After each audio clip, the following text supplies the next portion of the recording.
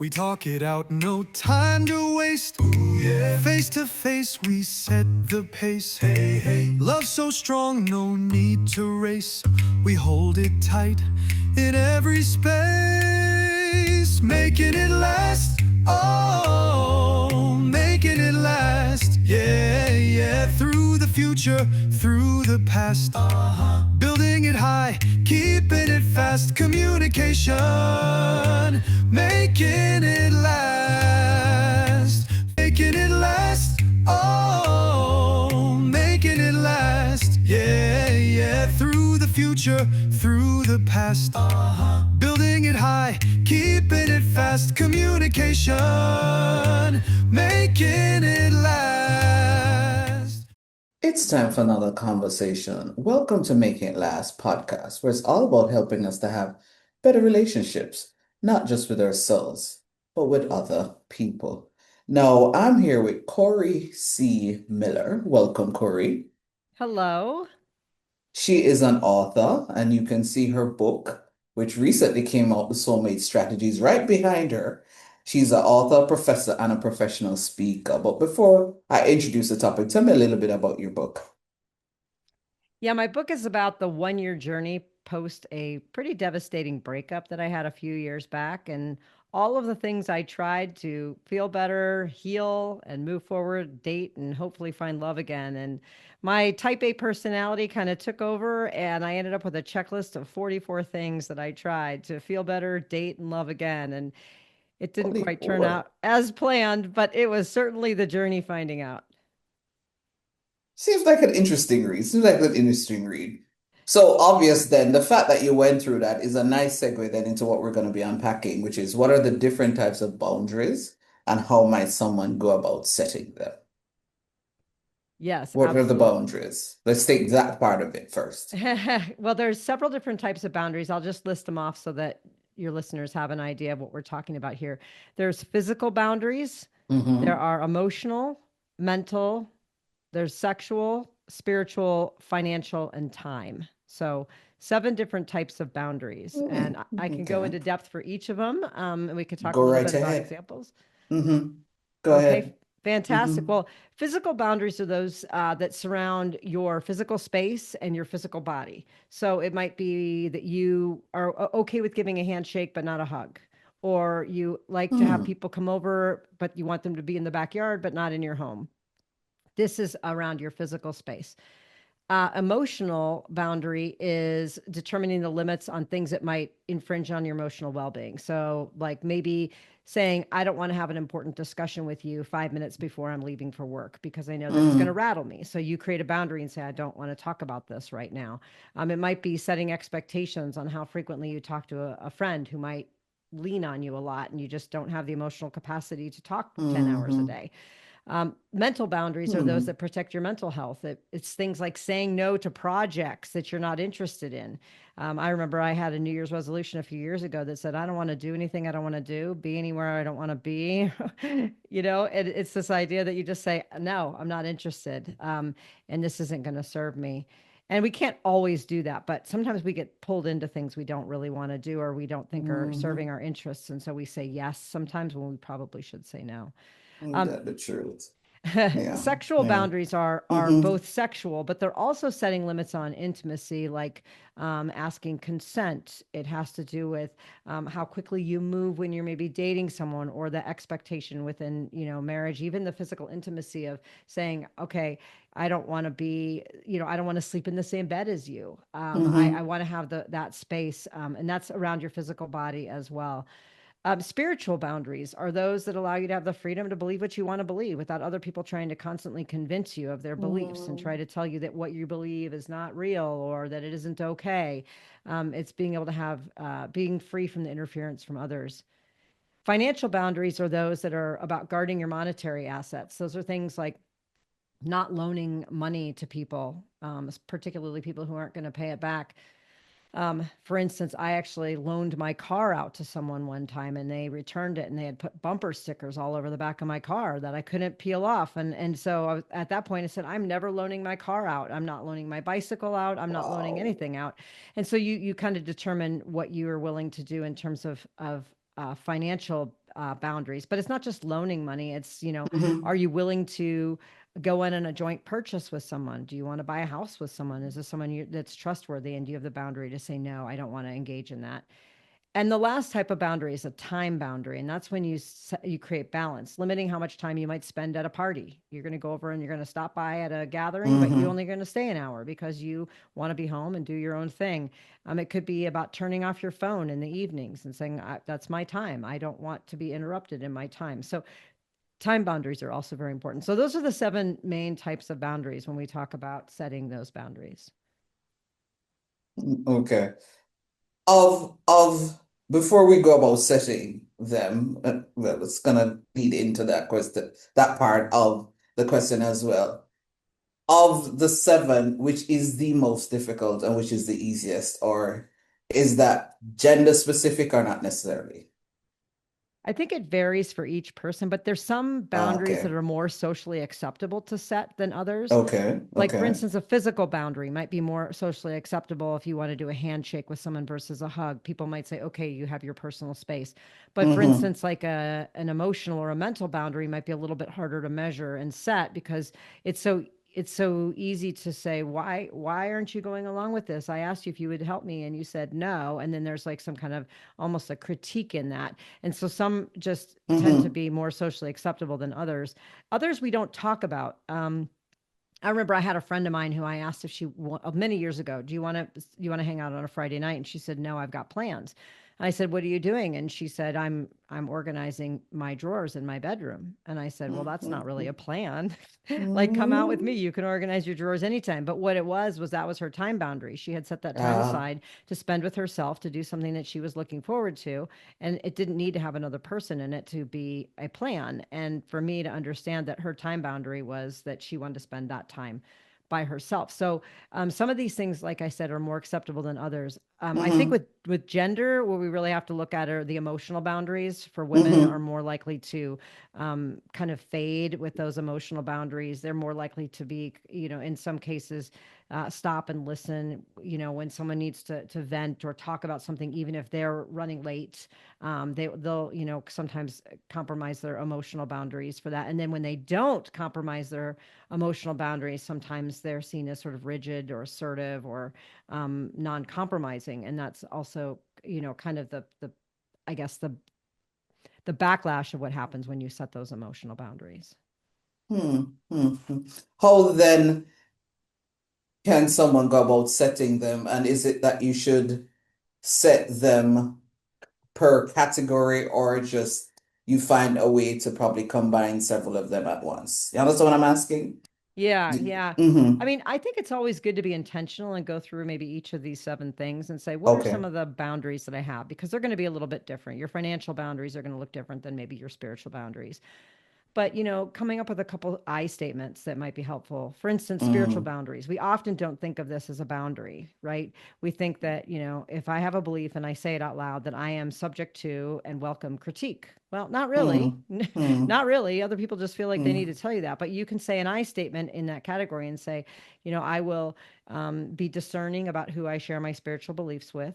And when I do, you know, I will interrupt or cut people off if they are critiquing my beliefs, and I will tell them that I don't want to have that conversation and my beliefs are not up for debate. I mean, however you want to do it, whatever that looks like. But each of these categories you can go through and Mm-hmm. say, like financial boundaries, you might have something that's a blanket statement, like I will never loan my car out to anyone. Or you could say, um, I'm not going to loan my car out to anyone except for my brother because he's pretty trustworthy. And, so you can Mm-hmm. have sort Mm-hmm. of exceptions to your rules. But I think it's good to think about these things ahead of time because sometimes when we are in a situation where our boundaries are about to be crossed, we sometimes just don't know exactly what to do. Like we don't know where our parameters are. We're like, oh, I think it's about to be crossed, but I don't know what I'm feeling. I don't know what I'm supposed to say. And then we get kind of garbled in the situation. So if you're pretty clear, I've told people Mm-hmm. before, I had someone who wanted to borrow my bicycle and I said, I'm sorry, I don't loan my bicycle out. But there's a bunch of places you can rent a bicycle and they'd be happy to help, guide you to one of those. And I was very clear about that. So when that person asked, I wasn't put in a weird situation thinking, oh, my bike, I don't know, it's just a bike. Who cares? I don't know. Should I just lend it? I didn't even have to have that conversation with myself. We talk it out, no time to waste. Ooh, yeah. Face to face, we set the pace. Hey, hey. Love so strong, no need to race. I'm Corey Seemiller, and I'm a professor, an author, I'm a podcaster, and I'm a professional speaker. And I'm here today to talk all about boundaries. And I've just released my new book called The Soulmate Strategy, all about post breakup journeys and finding yourself again. We're going to take a pause and hear from our partners. We'll be right back. Welcome to Insight Media, streaming innovation, amplified. Body to body, idea to idea, feel the signal come alive. Welcome to Insight Media, turn your living room to sky. If you feel that spark and free up, let it move you. Don't ask why. Does your business lack branding? Having difficulty realizing your vision? Look no further. Splinth Brand Design Consultancy specializes in developing personal and business brands. Services include strategic management, website creation, social media branding, and more. Visit them online at www.wearesplint.com. Splinth, the brand you need to succeed. She's an MC for work or family, communicator with a remedy. Her service is high quality. Introducing Noreen Daly, host and founder of Making It Last, a fulfilling, engaging podcast. An exceptional woman for the task. Daly is the communication boss, the daily communicator. Will always make it greater and keep you reminiscing later. The daily communicator will always make it greater and keep you reminiscing later. Engaging, empowering, exceptional. All right. Welcome back, everyone. We talk it out, no time to waste. Ooh, yeah. Face to face, we set the pace. Hey, hey. Love so strong, no need to race. Let me have you backtrack a little bit. The whole idea of I statements, and a lot of times when people see you becoming so assertive and using these statements, they then say that you're selfish and how then do you strike that balance? Well, I mean, there's nothing wrong with being selfish.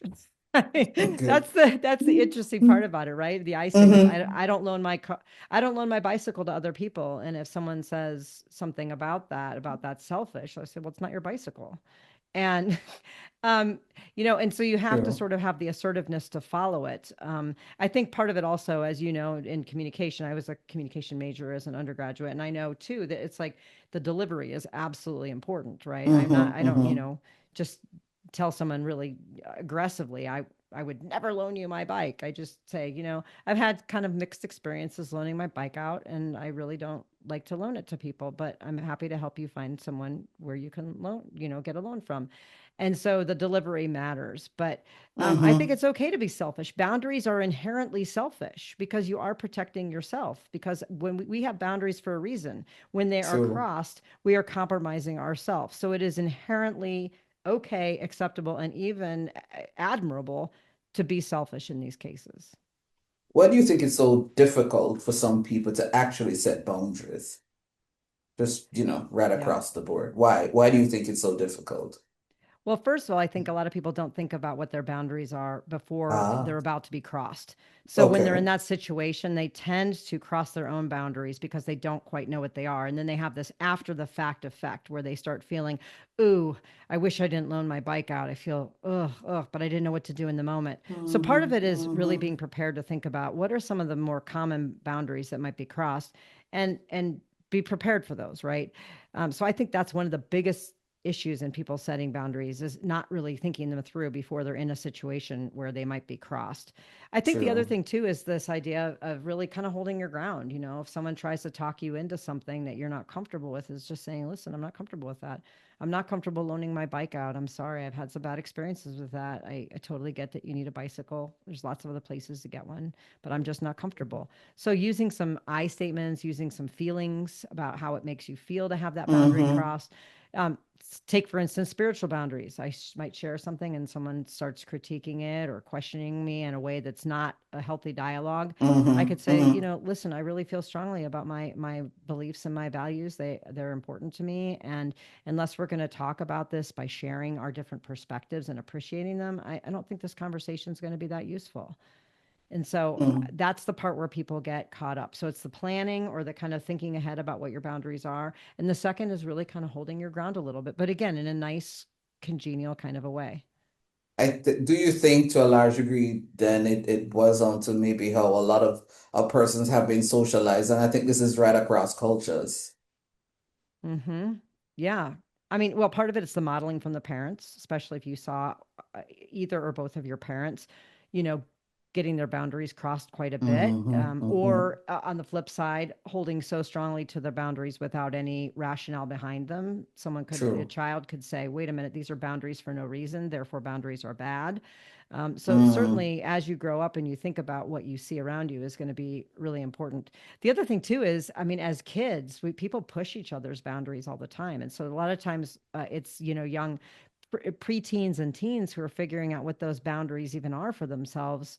Um, like Mm-hmm. a kid who just doesn't, figures out that they don't want to go to birthday parties because there's too many other kids at the party and their parents drag them there anyways. They're Mm-hmm. basically saying, I'm not respecting your boundary. Oh, you'll have fun anyways. And we kind of, we break other people's boundaries or push them over because we think we know what's best for them. And parents do it all the time with their kids. And so, Yeah. that's so those those kids learn Yeah. that. And at some point, parents might be right, like try it, go to one birthday party. If you hate it, we won't go to more. But sometimes kids get sort of pushed, have their boundaries really pushed and challenged, and that's why they come into adulthood and some of them are pretty Mm-hmm. clear about what their boundaries are. And that's one of the things, and one of the things why I love getting older, because getting older when you're clear about what you want, why you Yes, want, you yes, express it, and it's not you're at the point where depending on the relationship, it really doesn't matter how that person will react to it, because if this is how I feel about this, we're just gonna have to just live with it. exactly, yeah. Yeah. Yes, Yeah. I was reading just a post today on social media that said, our as we get older, are we is dating harder as you get older, or are we just increasing our standards? And I thought, we are just increasing our standards, people. We know what we want. We know what we're not willing to negotiate, and we're pretty clear about what our boundaries are. And so as you get older, like in the dating world, it becomes more difficult because you're not willing to kind of Yeah. compromise those boundaries. So we see it all the Yeah. time as people age, that it shows up in various parts of their lives, in their work life and in their personal life, social life, and so forth. Yeah. Yeah. Yeah. As we're wrapping up the conversation though, Corey, if there is, for want of a better word, let me say you would pick the quote unquote favorite one, or maybe the one that you think people should pay the most attention to, which of the types of boundaries would you say that one is? Just one. I would say your emotional boundaries. Hmm. That those are really easy to justify crossing over because someone is Okay. in need, or there's a dire situation, and you can compromise your own emotional well-being at the moment because somebody else might need you more, and there's pressure, and like I said, even societal pressure to do that. We Mm-hmm. have to pay attention to that because you probably know as well as I do that if you're in like a toxic workplace where other people are just Mm-hmm. talking and it's just so heavy, it's like you're listening to them or you're in that space and it's just taxing on your emotional well-being. It's one of those things that crossing that boundary can the cumulative effect of that can just sneak up on you until you're just so weighed down. You're physically True. exhausted, right? True. You're in a bad mood. You have a negative mindset, and you don't even realize, because crossing a physical boundary is different. I hugged you when I should have, shaken your hand, but The the emotional emotional one. ones are much more difficult to see when you're crossing your boundaries or letting other people cross them. Yeah, yeah, yeah. Thank you so much for sharing, Corey. Thank you. This was Making It Last podcast, where it's all about helping us to have better relationships, not just with ourselves, but with other people. I'm Nuri Daly. Until next time. We talk it out, no time to waste. Ooh, yeah. Face to face, we set the pace. Hey, hey. Love so strong, no need to race. We hold it tight in every space, making it last. Oh, making it last. Yeah, yeah. Through the future, through the past. Building it high, keeping it fast. Communication, making it last. Making it last. Oh, making it last. Yeah, yeah. Through the future, through the past.